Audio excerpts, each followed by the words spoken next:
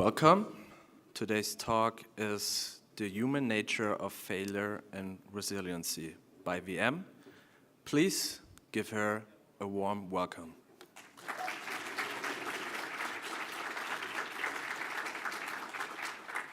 Hey, hi. Oh my gosh, the microphone is on. Hey everyone, I have a lot to cover, so we're just going to dive right in. Who am I? Why am I here? My name is VM Brasseur, but because we're all friends here, you can call me Vicky. Plus, the virtual machine jokes have gotten old. Please don't think yours is original, because it's not. I'm the author of this, which is, as far as we can tell, the very first book on how to contribute to free and open source software. I am an author and community moderator for opensource.com, the vice president of the Open Source Initiative. I'm an open source policy and strategy freelancer, and I do training on how to do this sort of stuff right here. But before I did all of this, I used to lead software engineering departments, and while I was doing that, I started studying failure as a bit of a hobby. I did a lot of research into failure. This is a link to a bibliography of all that research. Currently, there are 205 items in this bibliography. It adds up to approximately 3,500 pages worth of research into failure. Now, this talk is going to take all of that and give you the greatest hits. The things that are common across all those 3,500 pages of research into failure, I'm going to give it to you today in approximately 40 minutes. Here they are. Here's a quick summary. These are the themes that are common across all of that research and what I'm going to share with you today. Like I said, there are thousands of pages here. I'm not going to get into everything. I'm also not going to give you the secret serum that will prevent failure for you from here on out. I'm just not going to do it because it's not possible.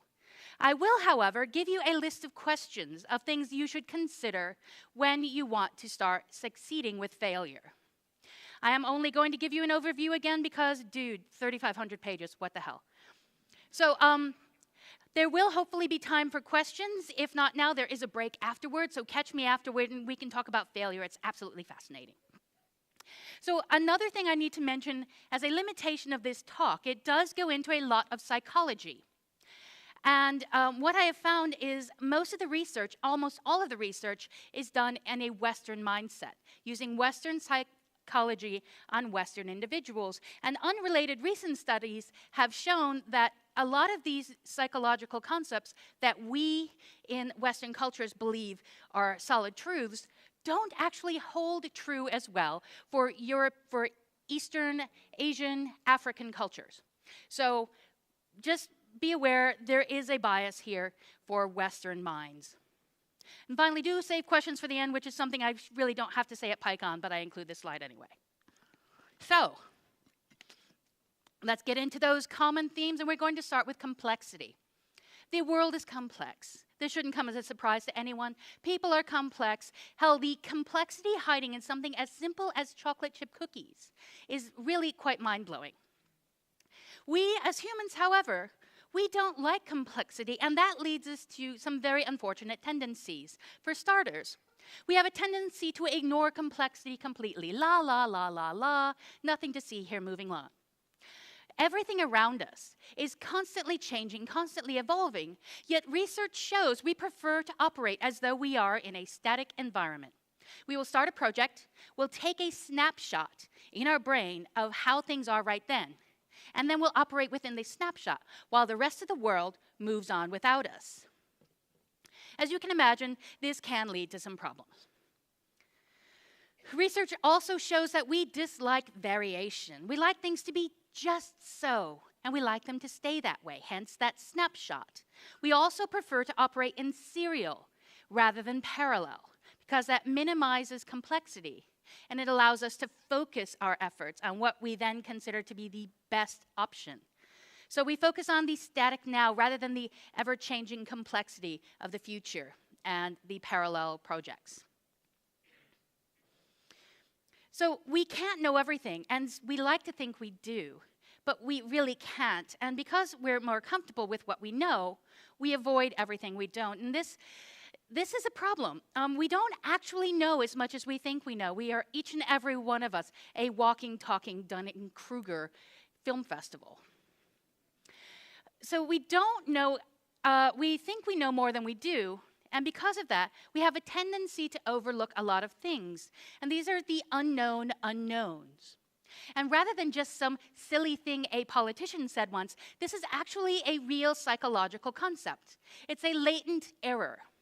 Latent errors are overlooked near misses. Latent errors look an awful lot like successes because they haven't failed yet. And that's because latent errors have yet to meet their enabling condition.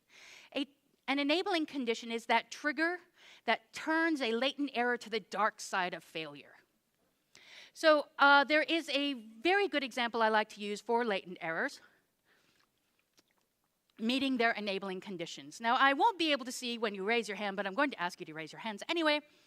How many of you out there remember the Deepwater Horizon tragedy that happened a few years ago? Yeah, the oil rig in the Gulf of Mexico went boom, bad thing. So what happened there was you had two latent errors. Really, there was a lot going on, but we're going to minimize things because, again, not going into detail. We had two latent errors. You had somebody performing a cementing procedure, and that cementing procedure was filling a pipe with cement. And while he was doing so, he was doing it wrong. Normally, that's fine. That's perfectly fine. He was doing it the way that they always do it, and there was never a problem. But he was doing it wrong, and because of that, gas was escaping from the pipe. That's latent error number one, incorrect cementing procedure. Latent error number two, somebody was welding nearby. Usually not a problem. You can have these things in close proximity all the time. And it's an oil rig, right? Someone's always cementing and someone is always welding. Not a problem. Okay, so two latent errors. And then we have our enabling condition, something that does not happen very often, especially not on the high seas. And that is, it was a windless day. So thanks to that windless day, that welding, that spark caught the gas. There was an explosion. It killed 11 people. 16 others were critically injured, very, very bad. And we had the worst environmental disaster our country has ever seen because of latent errors meeting their enabling condition. Now, it is possible to spot latent errors. You can look for them in your postmortems. Do you do postmortems? You probably should. As you're doing that, as you're looking at your postmortem and you're looking at how things went, ask the group, so what went right? We've been looking at what went wrong, but what went right? Pretty much by chance. Those are probably your latent errors and things you should consider for your next project. But here's the problem. We're really bad at postmortems. We just don't know how to do them. So we focus on symptoms rather than causes. When we do look for causes, we look for just one. We look for root cause. I'm sorry, folks, gonna tear down your little house of cards here. There is never just one root cause. We also have selection bias. We prefer to look at the easy things, the things we can actually answer very quickly because it makes us feel accomplished. Another form of selection bias that we have is that we only postmortem the things that went wrong rather than the things that went right as well. If you postmortem the things that went right, you're more likely to spot those latent errors that never met their enabling conditions. But we don't do that. For us, postmortems are things that you only do when shit goes wrong. So what do? How can we minimize these tendencies we have with just avoiding complexity? Well, for starters, do pre-mortems. Before you even start your project, do a pre-mortem rather than a post-mortem, and start looking for things that might go wrong. Start looking for latent errors. Come up with contingency plans for all of them. Get skeptics in the room who will question all of your assumptions. We'll talk a lot more about that in a moment.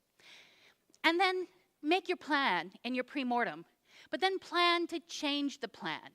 Because if you remember, you take that snapshot, right? And we like to work inside the snapshot. Once in a while, plan to pause, bring your snapshot into modern times, and take it again. And once you take that new snapshot, you might have to adjust your project accordingly. Now let's dive into assumptions. Man, nearly every single piece of research in that bibliography has terrible things to say about assumptions. this is one of those lessons we never seem to learn for some reason. We always assume, and we always assume we're assuming, and then we're okay with assuming we assume. Research has nothing nice to say about assumptions at all. For starters, assumptions are usually based on incorrect and invalid information. We often base them on those snapshots we take in our brain. And those snapshots, again, they're static, whereas the world has moved on. So our snapshots are wrong, our assumptions are wrong. We then use those assumptions as a basis for a set of heuristics, which we apply to real-world situations right now. And that's not going to work. How many of you have tried to estimate how long it's going to take to complete a project? How many of you are actually right? Probably none of you. If I could see your hands and you had them still up, you would be liars, every one of you. Other really popular assumptions that we make in technology that we probably should stop doing. User needs.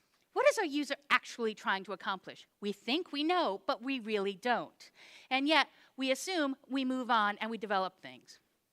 What business are we really in? This is something startups never seem to answer, and they keep failing because of it.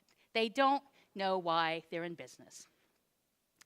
Assumptions usually are based upon a poor problem definition. We are so bad at this. I am a freelancer now. I work with companies to help them with their open source strategy and compliance and all that sort of stuff. And they come to me and they say, Vicki, we want to do open source. And I say, great, I want to help you do open source. Why do you want to do it? What do you want to get out of it?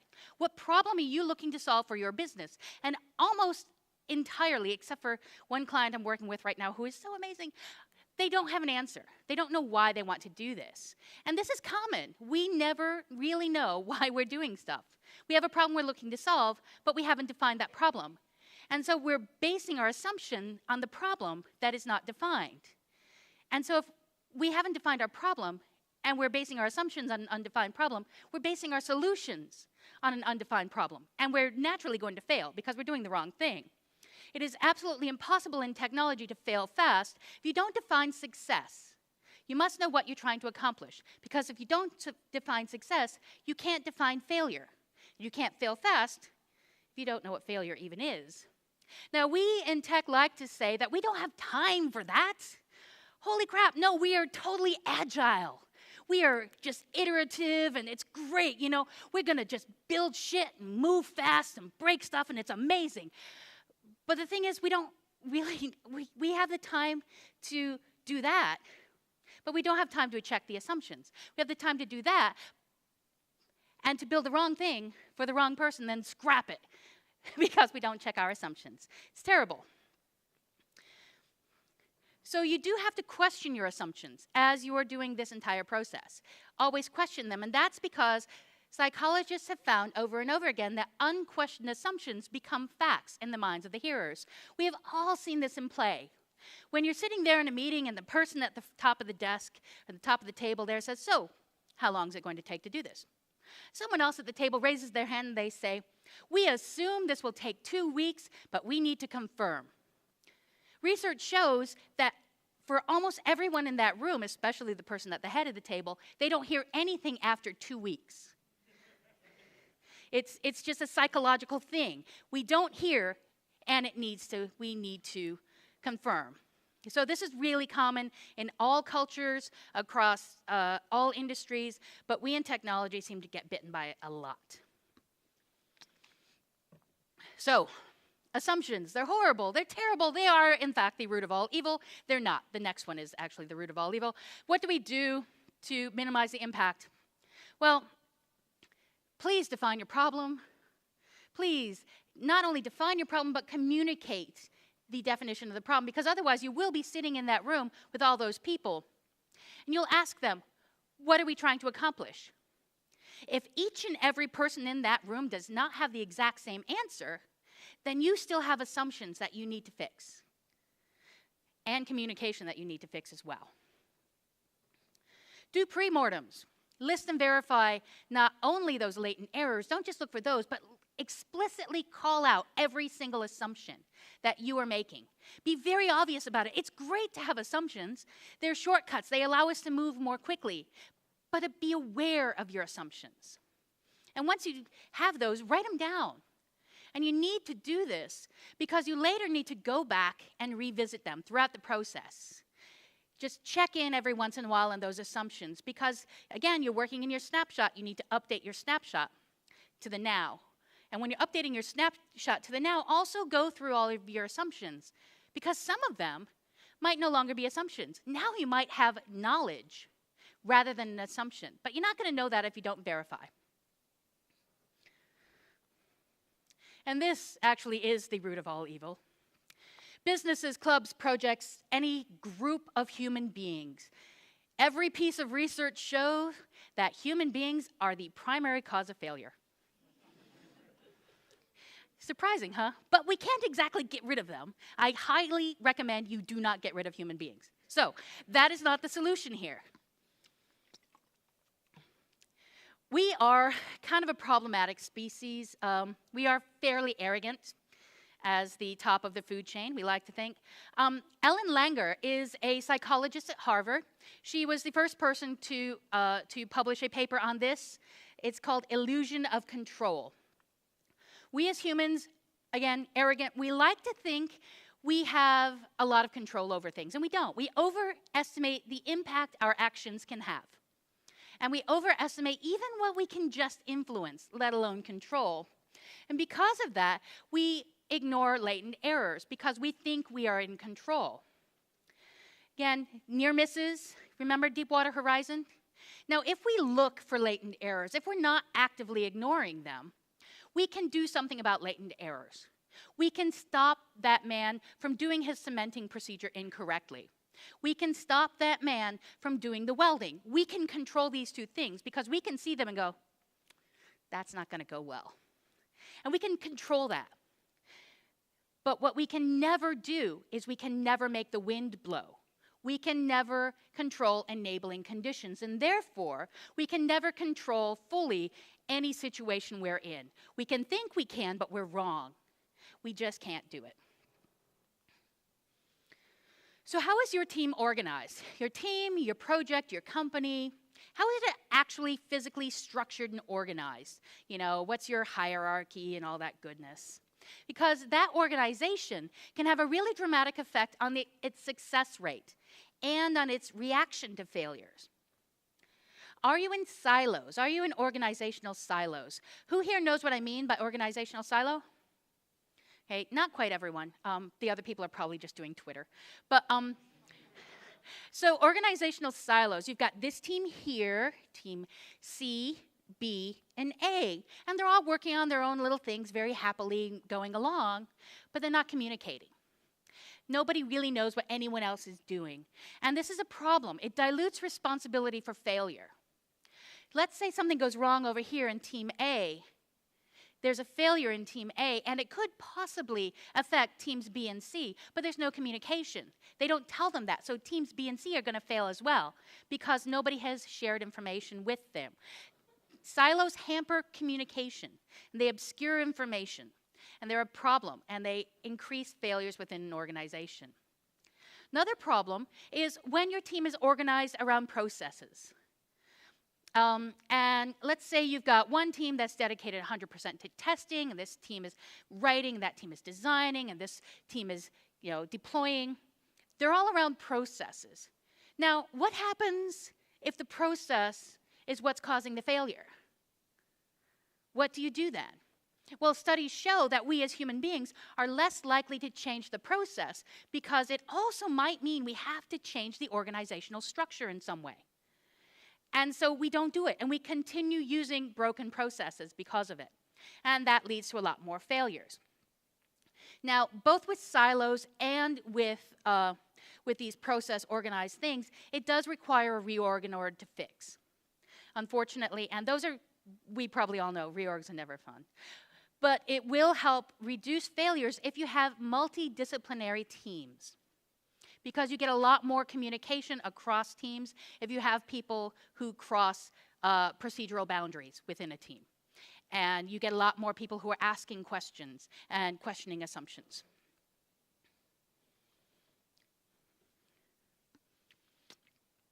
So regardless of the structure of your team, your group, your project, whatever it is, regardless of their structure, How does it react when something fails?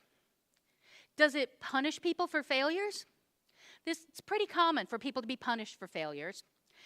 If that happens, it's actually a bigger problem than the failure itself because it increases the impact of the failure.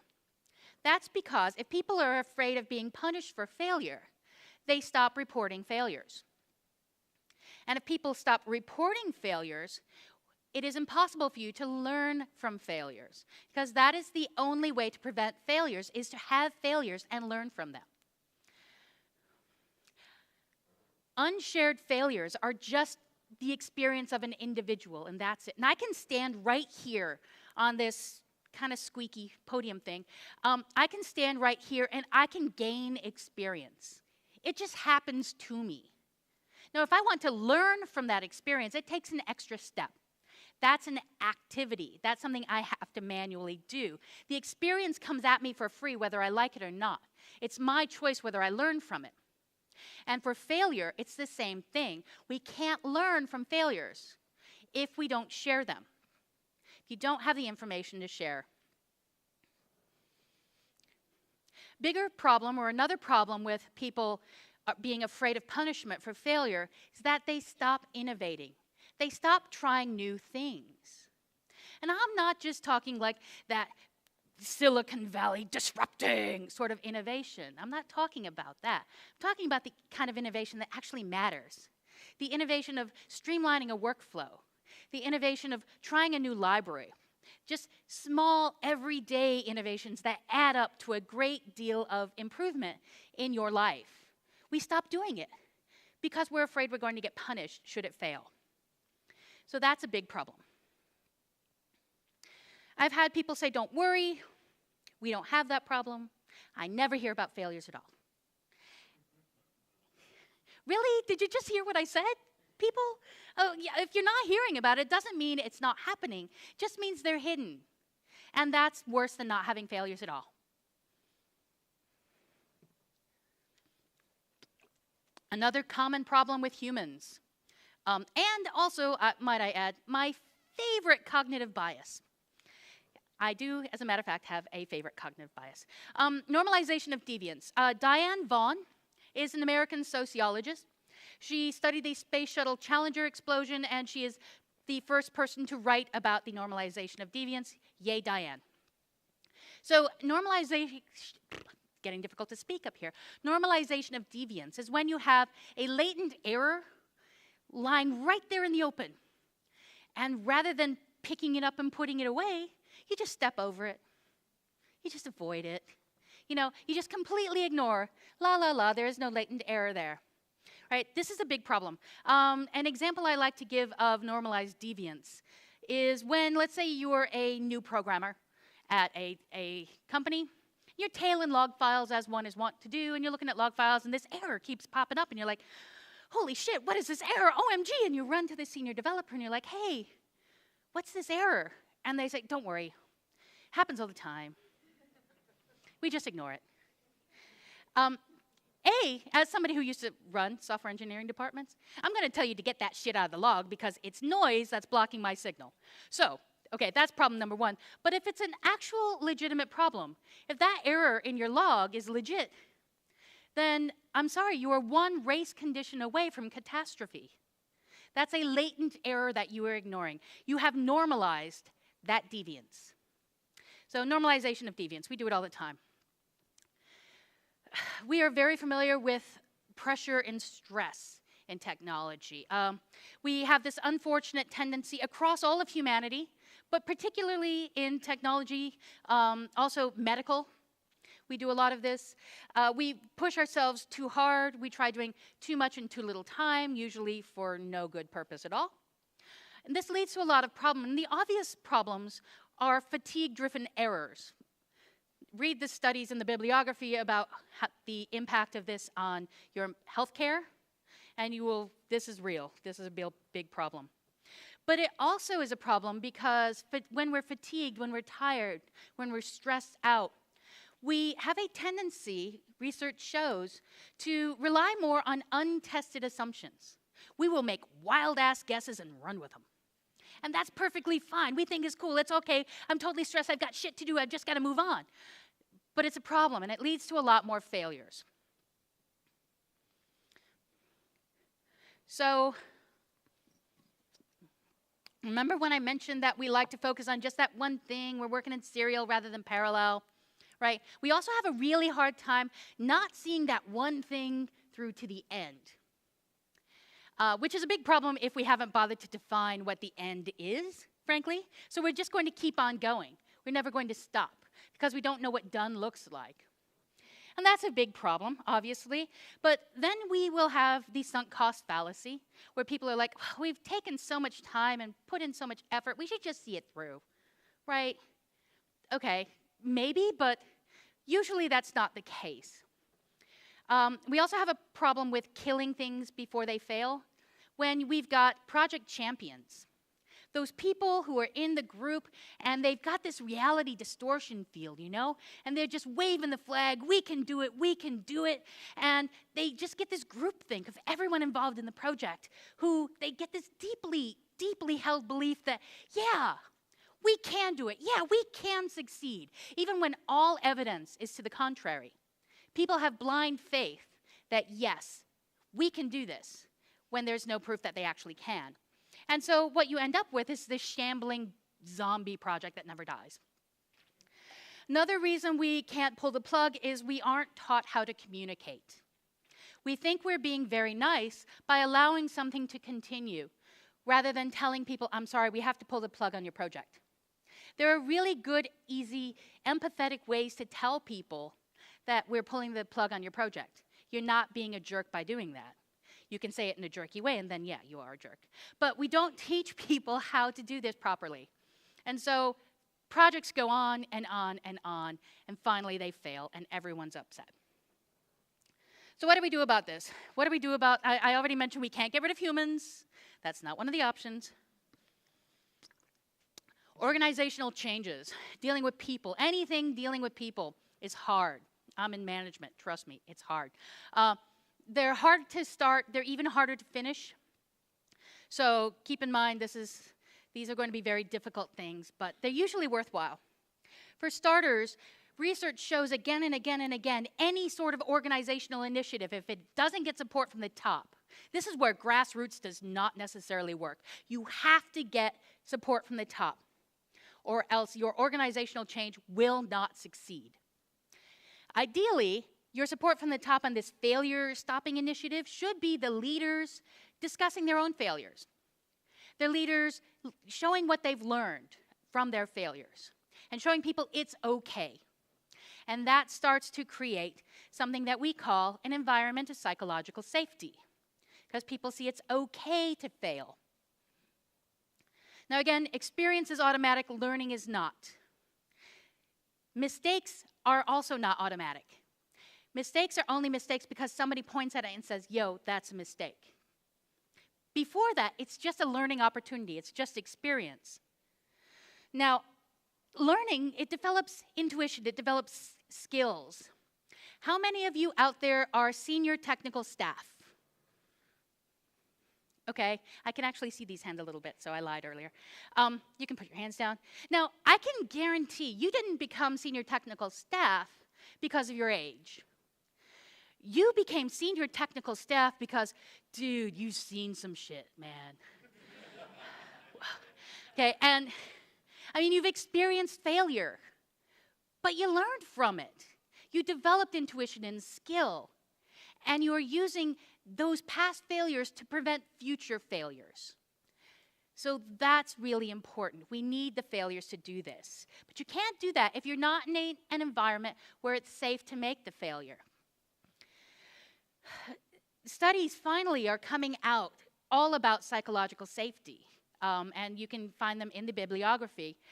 And we are showing that psychologically safe teams are the ones that the most productive, they are the most innovative, they are the most cost effective. So aside from taking care of your team being just the right thing to do in a humane way, if that's not good enough for you, oh honey, please, it is so good for your bottom line.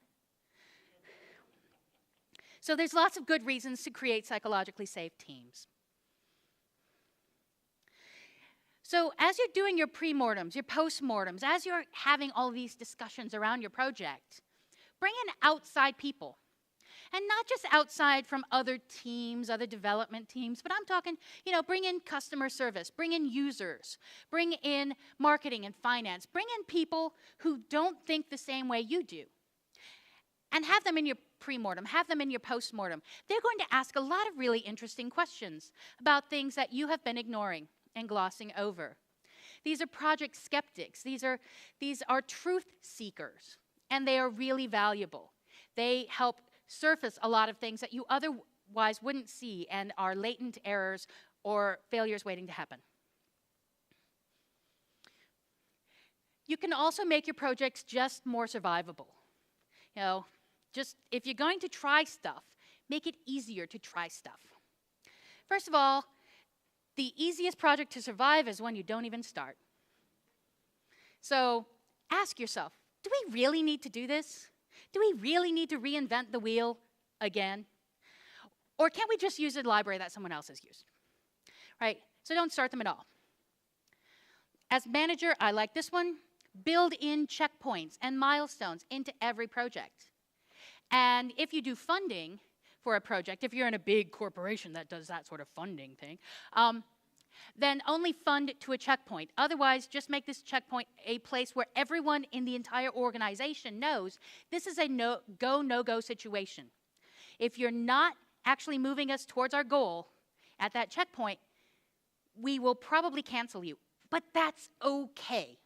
And make sure everyone knows that's okay. It's not a sign that you have failed in any way. Just means we're going to move on to something else. It's fine. And if you do have something that is potentially not very survivable, if you have a project that is going to be a little more complicated or involved, spin it off, get it away. If you have a project that's going to explode, honey, get it away from the things that might be hit by the shrapnel.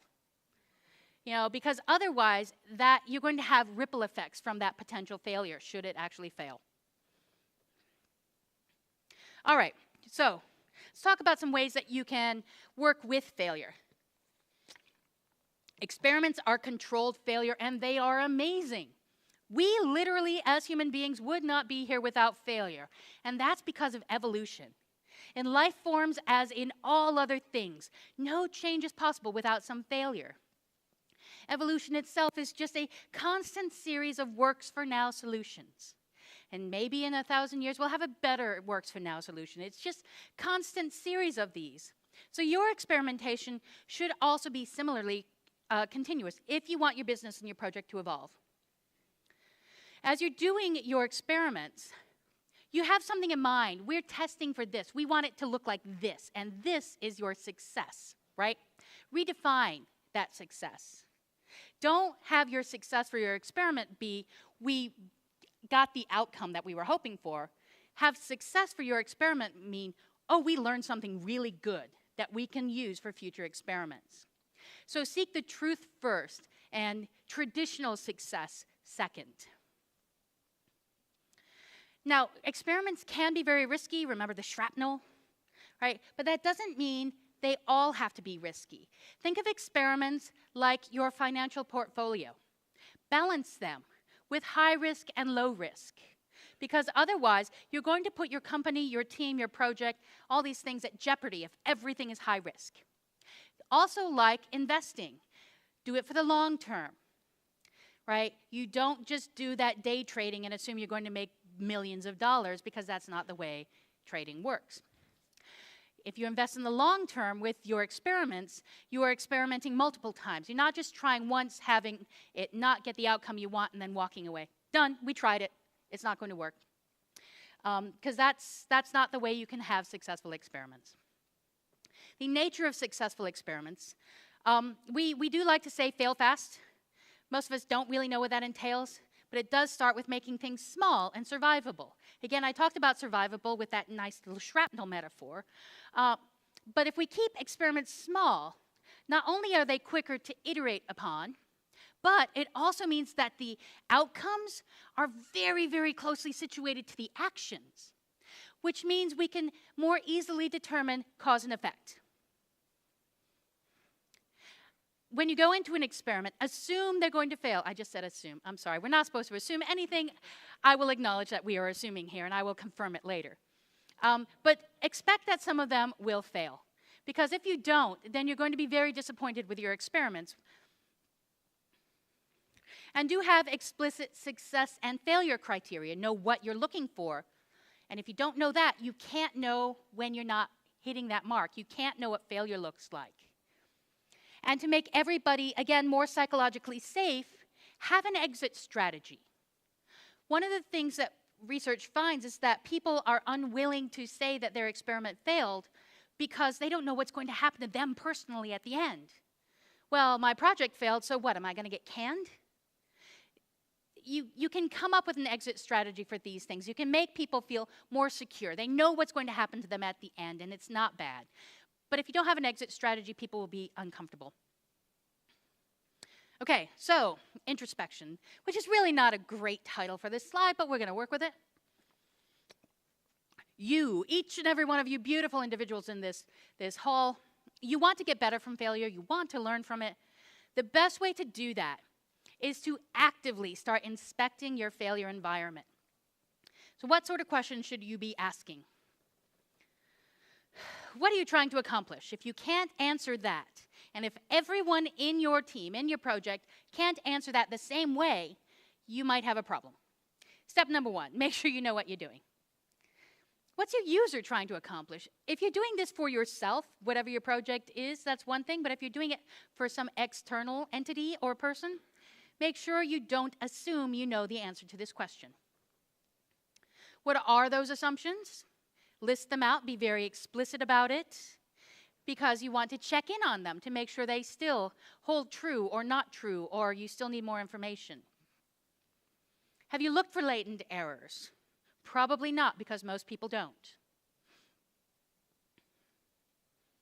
What does failure look like? Most people, if you think of this at all, you think of it in the success case. But it's not always obvious. It's not simply black and white, that failure is the opposite of what you had defined as success. So be very explicit what failure looks like. And then be very clear with people what's going to happen should their experiment fail. Because then they will feel more safe even trying. Because there isn't that giant question mark hanging over their heads. Do you have a postmortem process? Do you have a premortem process? Figure that out in advance so everybody knows there is a preset expectation that you will be doing this. How does your organization treat failure? If it punishes failure, you can try to change your organization, but frankly, between you, me, and the wall, get out. Because there are some things that you just can't change on your own.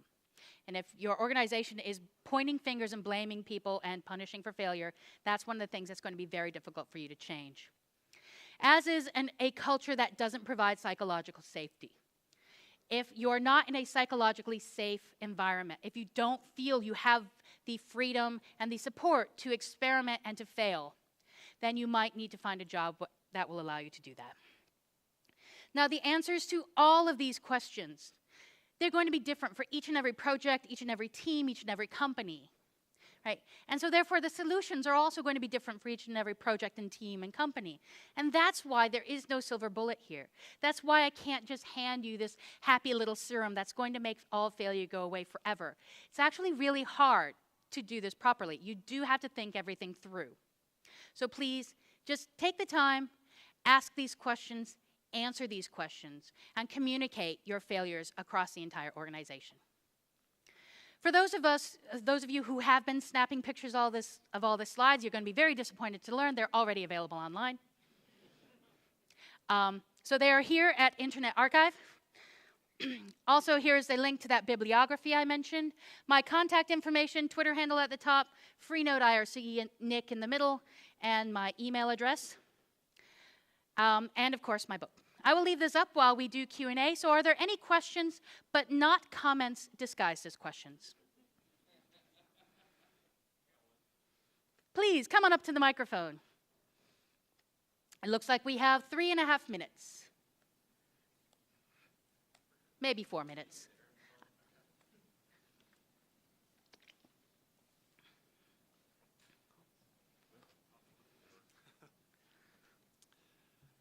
Thank you for the talk. Thank you. You're welcome, or oops. I'm Failure, curious, live demo. a lot of these complexity analyses are always concerning about what happens when things go wrong with complexity.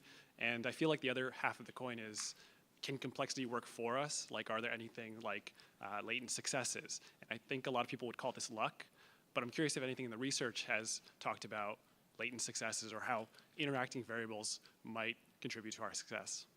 They do talk a lot about variables. Very few of them think of them or discuss them in context of latent successes because nobody's interested in that, frankly. We're all very interested in the failures because we love watching a train wreck. It's just one of those things we do in humanity, right? We love clicking through on those horrible clickbait, things that we see on BuzzFeed. So no, it's actually a really good perspective, though, which is why I recommend that in your postmortem, you also look at the successes, right? Because those are very telling as well. They can tell you a lot about, A, what you did wrong, but also they can help find the latent errors. Next. Hi. For those of us who are not at the top or close to the top, what tips, if any, do you have for trying to convince upwards to adopt things like this, or how do we be more helpful towards leaders who do want to adopt ideas like this? You see, this is really weird because I'm used to repeating the questions and I don't have to. So how do you manage up, essentially? Yeah. It depends. I don't know the people you're working with, and the answer to how do I manage up or how do I manage it all is one of ethical manipulation. And in order to ethically manipulate, you have to know which buttons to push, and those buttons are different for everyone. But you do have to understand what they value, right? Do they value certain things like, success? Probably. And so you can couch things in terms of things that will push their buttons, that will help them understand this isn't just for us, this is also going to help you. And help show them how this is going to support everyone in the group. But it can often help to lead by example here, and rather than going up first, go lateral, and work within your team. And have your team be this shining example of collaboration and communication and, pre-mortems and post-mortems and documentation. Oh, for love of dog, please doc everything. And that can help then become your pilot project. And you can point to it. It's very helpful to point to something and say, look, this is successful. Can you help me scale this up? And they're more likely to listen to you at that point. Cool. Thank you. You're welcome. Hello. Hi, thanks. So you mentioned spin it off for a high-risk project. That kind of felt like just basically delegating off like people who are going to die in an explosion to die. Can you say a little more about that? So this often is done with companies as they are, they want to do some sort of skunk works type thing. And it's not going to work in their existing organization because it's going to make other people jealous that they're not working on the skunk works. It might actually impact their work on other products, and so they will spin it off into another company, into another team, into a lab, and they will spin it off like that. Now, while I do say explosion and shrapnel, that does imply that I assume, which we shouldn't do, I assume it's going to fail, and it might not. So I'm not necessarily sending people off to their deaths because it could be a very successful situation. And often spinning these projects out in that way gives people a lot more freedom than they would otherwise, so they can experiment more and do things that they wouldn't otherwise be able to do in the typical structure of the group they were in. So it does give you a lot more freedom in that way. And again, have an exit strategy. Let people know what happens if this fails. What happens if we can't make this experiment work, right? We're going to bring you all back in, you're going to work on this, we're going to move you to another lab. So people know that they're not just going to get cut. Okay, thank you. You're welcome. We have 40 minutes or 40 seconds if there's any more questions, otherwise. Okay, great, thank you all. Thank you.